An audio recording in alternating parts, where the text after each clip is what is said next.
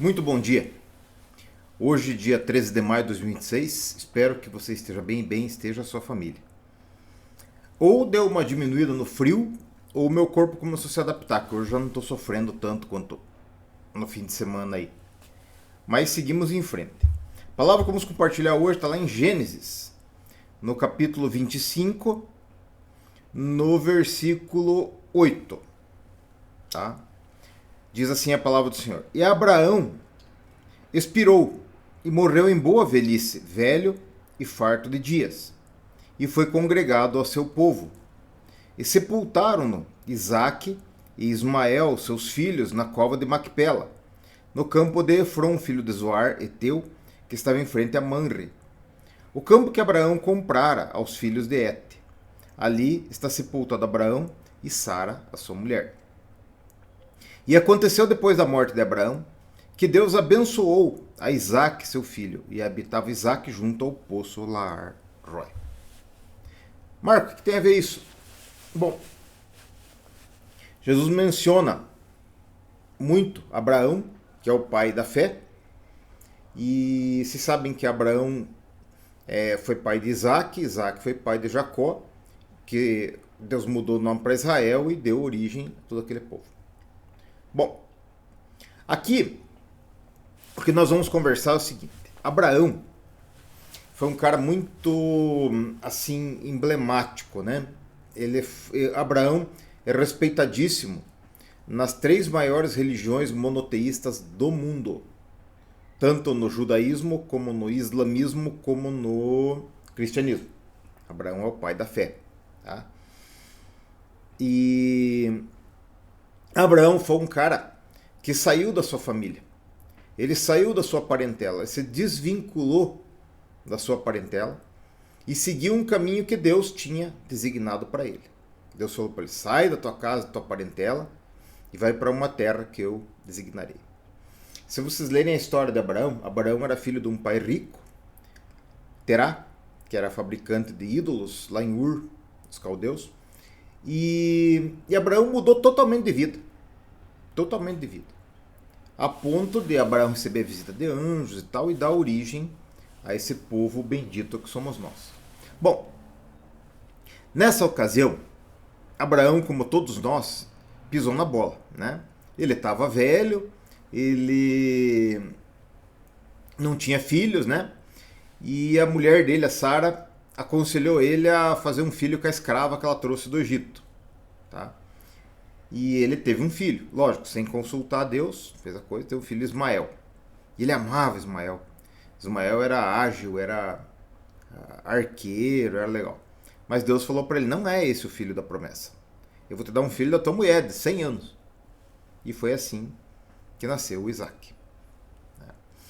E Abraão teve que despedir o Ismael para as terras do Oriente junto com a mãe dele lá. Mas Deus fez uma promessa: teu filho Ismael vai ser príncipe. E dele surgirão povos. Né? E a tradição nos ensina que Ismael é o pai dos povos árabes. Ismael é o ascendente do profeta Maomé, que eles respeitam no islamismo. Né? Então, para vocês verem o tamanho da coisa. E aqui, vocês veem que não existe briga entre árabes e judeus. Né? Aqui mesmo na morte de Abraão, tá? Sepultaram-no Isaque e Ismael, seus filhos. Então, minha gente, o que existe lá é um problema de gente ruim de um lado e gente ruim do outro, né? Não é um problema assim, uma briga espiritual entre filhos desde aquela época, né? Bom, mas Abraão foi formidável, né? Vejo algumas coisas, que Abraão casou com Sara. E quando ela morreu, ele enterrou, ele comprou um campo para enterrar sua mulher. Já viram aquela palavra assim: sujeito não tem onde cair morto, né? É triste não ter onde cair morto. Os filhos terem que pagar o velório de um pai e o enterro é muito indigno, tá? Você tem que conduzir a sua vida para quando você morrer, os seus filhos e sua esposa irem lá comprar para você um caixão com o dinheiro que você deixou. Tá? Isso é o que a gente tem que pensar, assim, deixar o nosso funeral preparado. E aquela palavra que eu falo para vocês, assim, que Deus diz, né? que o homem de bem deixa herança para os filhos dos seus filhos. Deixa dívida para os filhos dos seus filhos? Não. É porque a lei não permite, mas deixa herança para os filhos dos seus filhos. Então, conduza sua vida com sabedoria, aqui como fez Abraão, né? Que deixou um campo para ser enterrado e ser enterrado ao lado da sua mulher. Né? E que conseguiu, mesmo na morte, congregar seus filhos ali, né? Congregar seus filhos. Então, como que a gente tem que conduzir a vida enquanto a gente está por aqui? Você tem que agregar os seus filhos, você tem que cuidar da sua vida financeira, você tem que atender da sua saúde, porque Abraão morreu velho e farto de dias. Tá? Quando o sujeito vive fumando e bebendo e andando na noite, ele destrói a sua vida. E ele vive menos tempo do que poderia. Tá? Ou com menos saúde do que poderia. Essa é uma lição. A segunda é essa aqui.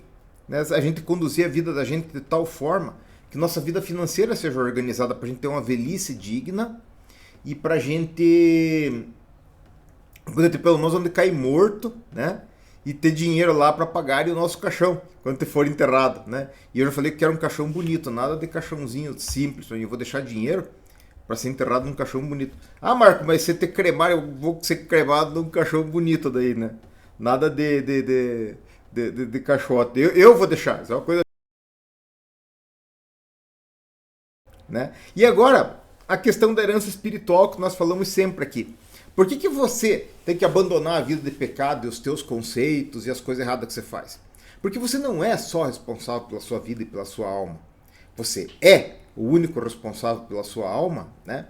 Mas você é responsável pela sua descendência, né? Ó, aconteceu depois da morte de Abraão que Deus abençoou a Isaac, seu filho.